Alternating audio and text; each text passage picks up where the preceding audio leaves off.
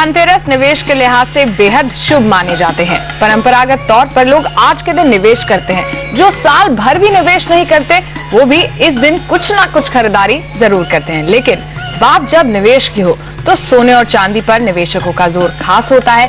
वैसे तो पिछले 2 सालों से सोने और चांदी ने निवेशकों को नेगेटिव रिटर्न दिया है, लेकिन जब दुनिया भर के बाजार मंदी की चपेट में थे तो सोना ही एक ऐसा एसेट था जिसने निवेशकों का साथ नहीं छोड़ा। इस धनतेरस पर खास बात यह है कि सोना सस्ता है। पिछले साल के मुकाबले ये 5% और 2 साल के पहले के मुकाबले सोने की कीमतें करीब 30% नीचे हैं इस समय। इस साल मौके पर सोने में आप क्या करें और कैसे करें निवेश का बेहतर आपको मौका क्या होगा जिससे आपको ज्यादा मुनाफा मिले, ये जानने के लिए हम लेकर आए हैं हमारी ये खास पेशकश।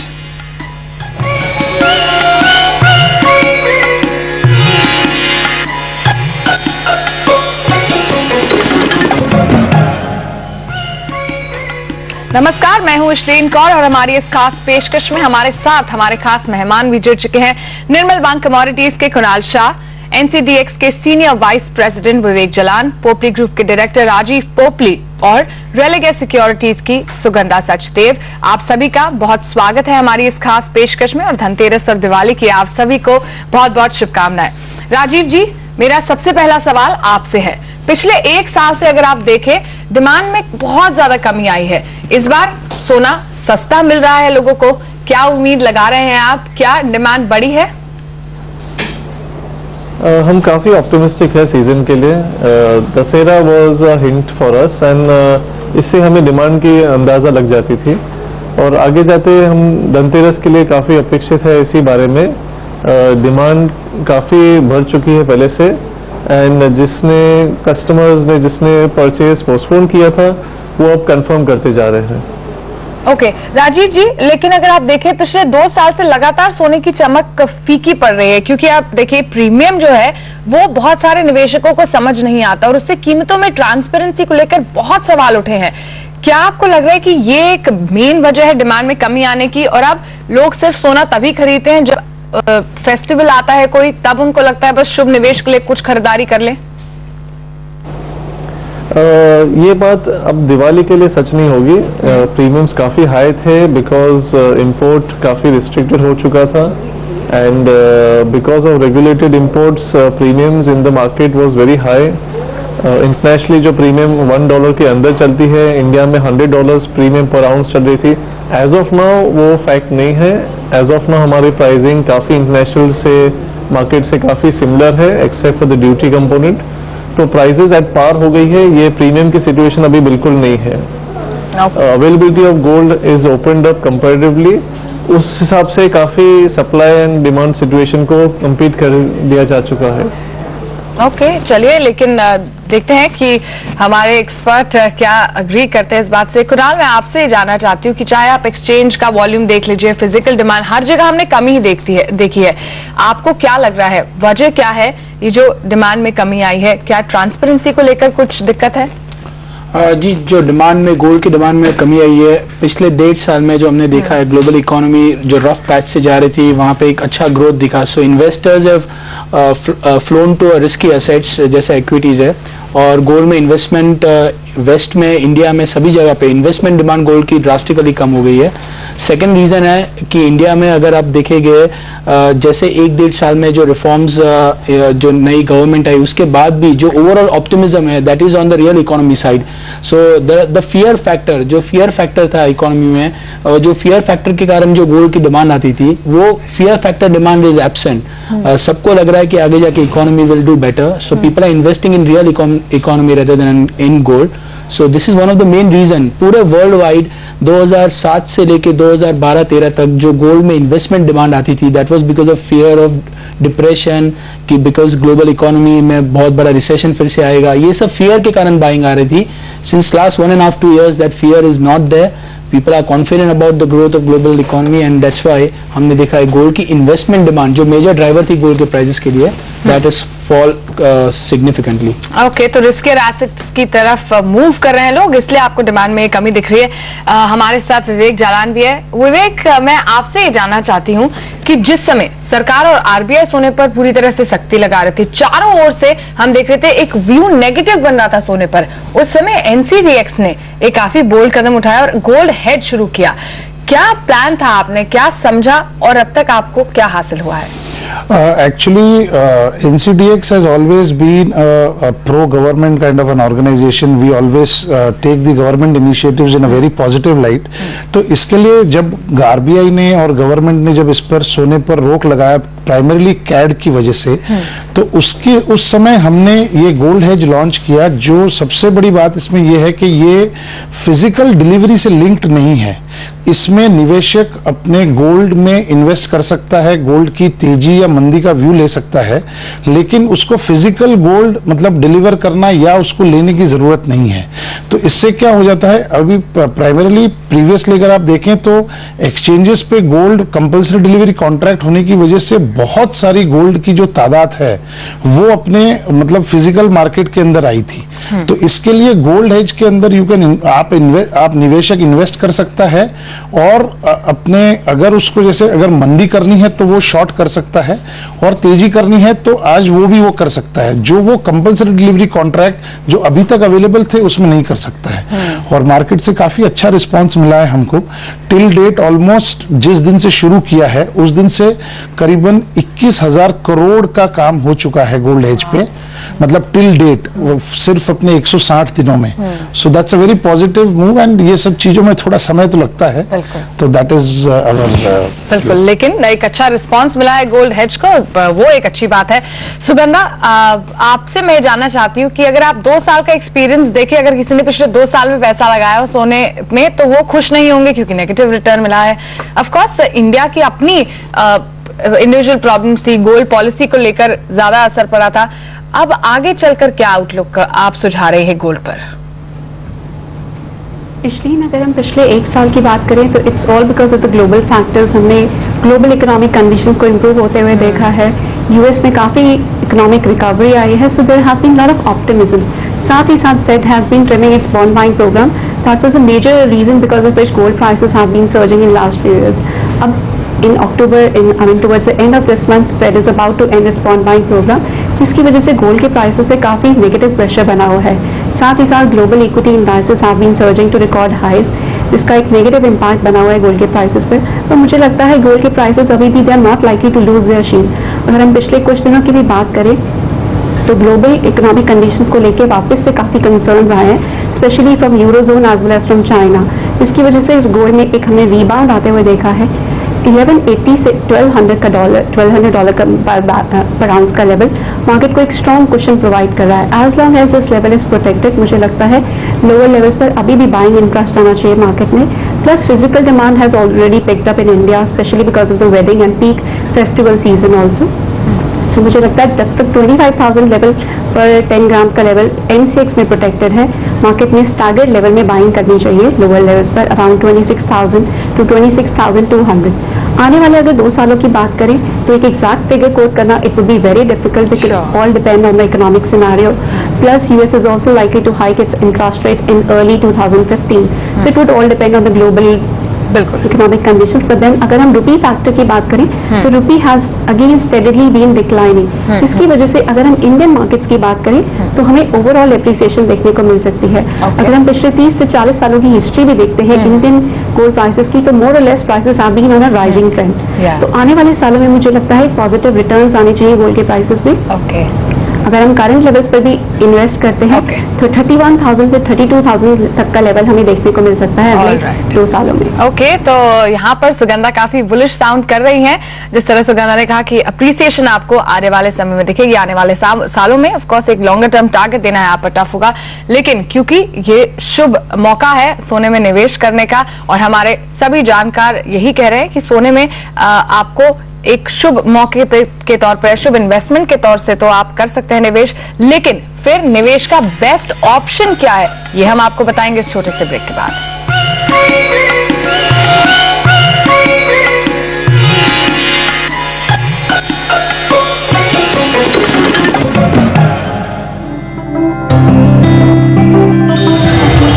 गोल्ड हेज जो कॉन्ट्रैक्ट है ये इस तरह से डिजाइन किया गया है कि गवर्नमेंट की कोई भी अगर पॉलिसी के चेंजेस आते हैं तो उसका इम्पैक्ट इस कॉन्ट्रैक्ट के ऊपर नहीं पड़ता है। जैसे कि इंपोर्ट ड्यूटी में कोई चेंजेस आता है या टैक्सेस में और भी कोई चेंजेस आता है तो उन सारी चीजों का जो इम्पैक्ट इस कॉन्ट्रैक्ट के ऊपर नहीं पड़ता है, क्योंकि जो कॉन्ट्रैक्ट डिजाइन किया गया है वो डायरेक्टली जो इंटरनेशनली कॉन्ट्रैक्ट है कॉमेक्स का, उसका एक तरह से मिरर कॉन्ट्रैक्ट जो है डिजाइन किया गया है। तो जो भी इंटरनेशनल मार्केट में प्राइस चलता है उसको करेंसी से कोरिलेट करके जो है उसका जो मिरर प्राइस जो है वो NCDX गोल्ड हेज कॉन्ट्रैक्ट पे चलता है।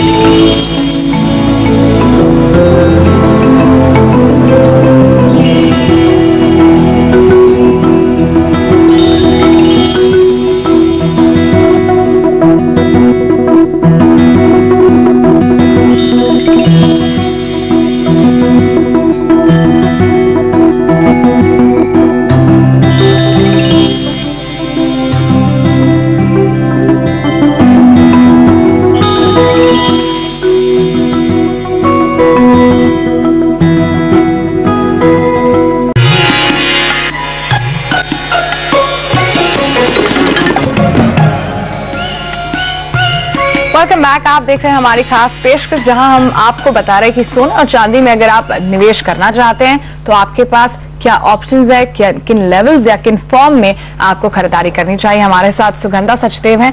सुगंधा, पॉलिसी का हमने देखा कुछ असर हुआ जब गोल्ड इंपोर्ट ड्यूटी बढ़ाई गई तो उससे भी प्राइसेस काफी इंपैक्ट हुए हैं। क्या आपको लगता है अगर कोई अब निवेश करना चाहता है सोने में तो NCDX का जो गोल्ड हेज है वो एक बेटर ऑप्शन होगा एक ट्रेडर के लिए?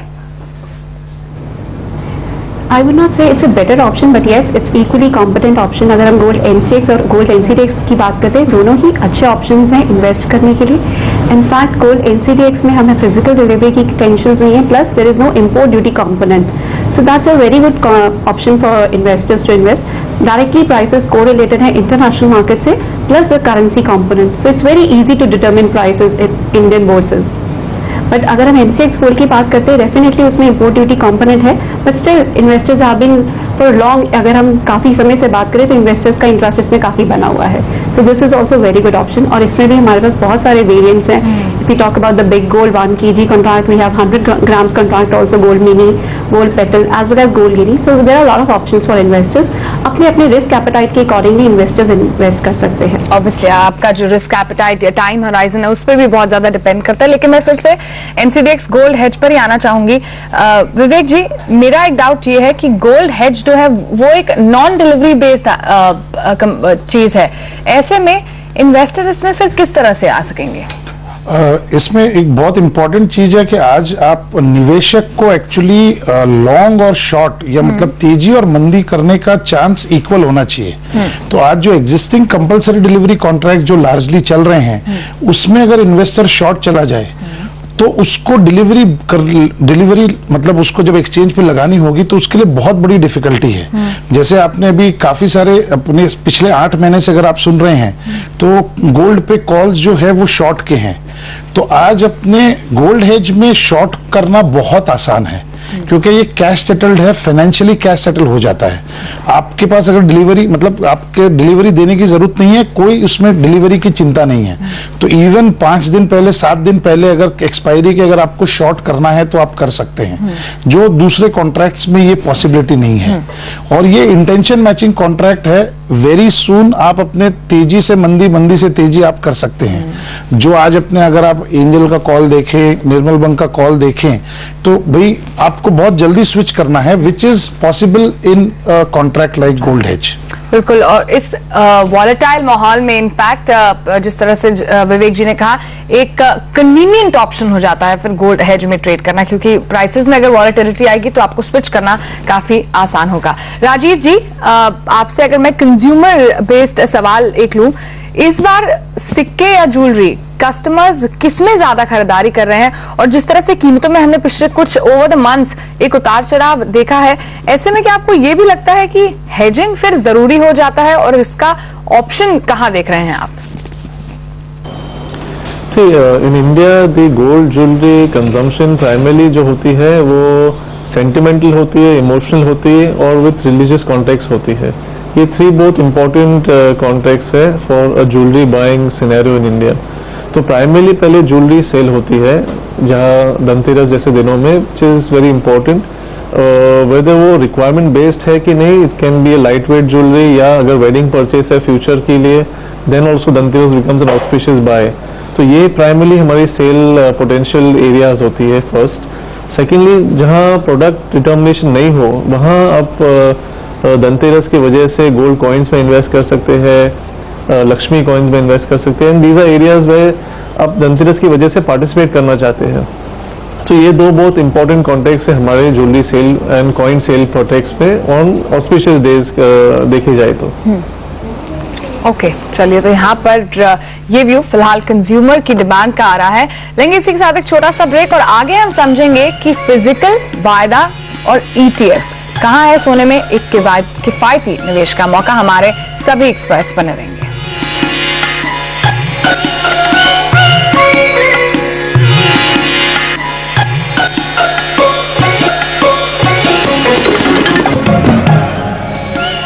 वेलकम बैक, आप देख रहे हैं हमारी खास पेशकश और अब हम फोकस करने वाले हैं कि अगर आपको सोना खरीदना है, आप सोने का कौन सा विकल्प चुने। कुणाल, तो ये सवाल सीधा सीधा आपसे है। गोल्ड हेज की हम बात कर रहे थे, जहां पर एक ट्रेडर के लिए काफी किफायती बैठेगा क्योंकि कॉस्ट भी कम होगी। अगर आप किसी को पैसा लगाना है, आप क्या सुझा रहे हैं? वायदा, गोल्ड हेज, ETFs या फिर फिजिकल बेहतर है? जी, अगर आप इन्वेस्टमेंट की बात करेंगे तो आप फ्यूचर मार्केट में इन्वेस्टमेंट नहीं कर सकते हैं। डेफिनेटली आपका अगर 3-6 महीने का व्यू है तो आप definitely future products is the best thing to do right now. अगर आप लॉन्ग परपेचुअल इन्वेस्टमेंट की बात कर रहे हैं 2 साल 5 साल, then I think physical gold, अगर आपको घर पे गोल्ड रखने में कोई दिक्कत नहीं है, then I think physical gold is the answer. और अगर आपको घर पे गोल्ड नहीं रखना है, you want to have a safety, then I think ETF is a good option. So depending upon what is your requirement, if आपको घर पे गोल्ड रखने में दिक्कत नहीं है, सेफ्टी इश्यूज नहीं है, then I think physical gold is the ultimate thing to have, क्योंकि गोल्ड की जो अल्टीमेट क्वालिटी है, at the time of crisis gold helps, so the ownership of gold is also very important. तो I think physical gold is a better option, और for a financial investor, I think ETF serves the purpose. बस बिल्कुल, और I think क्योंकि हम Indians हैं, हमें touch और फील फैक्टर इतना इंपॉर्टेंट लगता है, तो फिजिकल गोल्ड से आई थिंक वो स्माइल भी फिर सबके फेसेस पे जरूर आती है क्योंकि आप उसे टच और फील कर सकते हैं। लेकिन चलिए चांदी पर भी एक व्यू लेते हैं। सुगंधा, क्या आपको लग रहा है कि सोने और चांदी में से चांदी एक बेटर विकल्प निकल कर आएगा? अगर हम लॉन्ग टर्म सिनारियो की बात करें तो चांदी ने 2011 में काफी स्ट्रॉन्ग रिटर्न्स दिए थे। उसके बाद से चांदी एक लाल पीरियड में चला गया है, सीन लॉट ऑफ कंसोलिडेशन और काफी नेगेटिव रिटर्न्स दे रहा है। Rather it's trading in a strong bear market as of now. पर अगर हम लोअर लेवल्स पे देखते हैं तो 38,000 से 37,000 बैंड में एक सपोर्ट बन रहा है मार्केट में, बट जब तक 46,000 का लेवल ब्रेक नहीं होगा on the higher side, silver prices हमें ज्यादा पॉजिटिव रिटर्न नहीं देगी। अगर हम लॉन्ग स्टैंडिंग हिस्ट्री की भी बात करते हैं तो gold is considered to be the purest form of wealth and it also retains your purchasing power. तो मुझे लगता है अगर स्टेबल रिटर्न्स चाहिए लॉन्ग टर्म में तो gold is the best option, but अगर हम थोड़ा सा रिस्क ले सकते हैं तो definitely silver is also very good option, but only for those traders और investors who are willing to take some more risk. Okay, चलिए, तो चांदी पर ये व्यू सुगंधा आपको दे रही है। लेकिन विवेक जी, आपसे एक चीज मैं जानना चाहती हूँ। India Boolean and jewellers association ने हाल ही में NCDX को मोस्ट प्रॉमिसिंग एक्सचेंज करार दिया है। सबसे पहले बधाई आपको उसके लिए। ये बताइए कि आपको ये भी लगता है कि आगे चलकर गोल्ड हेज एक रेफरेंस प्राइसिंग की तरह की जगह भी ले सकता है? बिल्कुल, आपने एकदम सही। एक्चुअली पिछले 4-5 साल में अगर आप देखें तो इंडस्ट्री को कोई भी नया प्रोडक्ट मिला नहीं है इस सेक्टर में, तो इसके लिए अपने प्रॉमिसिंग एक्सचेंज का अवार्ड इसलिए दिया गया है क्योंकि आज कोई नया एक एटलीस्ट कंपटीशन खड़ा हुआ है। और हमारे को काफी सारे लोगों ने आज की तारीख में, जैसे जयपुर मार्केट में और काफी सारे बॉम्बे मार्केट में लोगों ने NCDX gold hedge plus coat करना शुरू कर दिया है, रादर देन पहले जो वो कोट करते थे कि अपने समझिए एक एक्सचेंज प्लस माइनस का भाव, क्योंकि उसके अंदर वो लगातार बैकवर्डेशन में जा रहा है, कॉन्टेंगो में जा रहा है, कोई उसके अंदर कोई रिलेवेंस नहीं रहा है, वो कोरिलेशन टूट गया है। बल्कि अपने गोल्ड हेज का कोरिलेशन 99.7% है इंटरनेशनल मार्केट से, और डोमेस्टिक में जो भी प्रीमियम चल रहा है और ड्यूटी एक गिवन फैक्टर है। तो ये गोल्ड हेज प्लस जो भी प्रीमियम चल रहा है प्लस ड्यूटी तो गिवन है, तो it serves a far more a logical price. So that's why lot of people have started referring to gold hedge as a price. बिल्कुल, और क्योंकि एनसीडीएक्स ने ट्रेडर्स को एक बेटर विकल्प भी दिया है, तो हम आशा ये भी करते हैं विवेक जी कि आने वाले समय में कुछ और ऐसे न्यू प्रोडक्ट्स भी एक्सचेंज लॉन्च करे ताकि ट्रेडर्स को और फायदा मिले. आप सभी का बहुत बहुत शुक्रिया इस पेशकश में हमारा साथ देने के लिए, और आप सबको दिवाली की शुभकामनाएं. साथ ही सीएनबीसी आवाज के सभी दर्शकों को भी हैप्पी दिवाली. मुझे दीजिए इजाजत, बने रहिए सीएनबीसी आवाज के साथ. नमस्कार.